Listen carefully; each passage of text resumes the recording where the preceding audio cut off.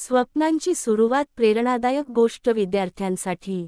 एका छोट्याशा गावात राहणारा अर्जुन नावाचा मुलगा। गाव लहान, पण त्याची स्वप्न मोठी होती। त्याचे वडील शेतकरी, आई घरकाम करणारी।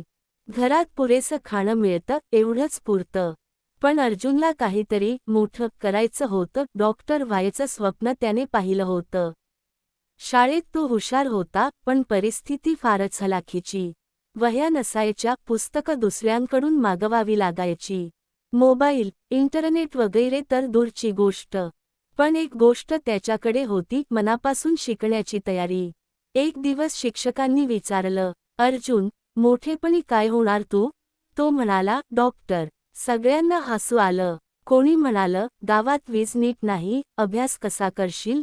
कोणी म्हणालं, डॉक्टर होणं सहज नाही रे।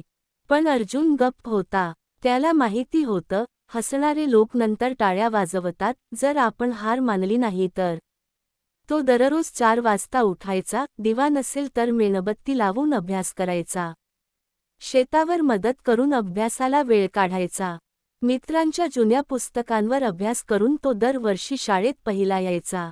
शेवटी 10वीत त्याला 94% गुण मिळाले।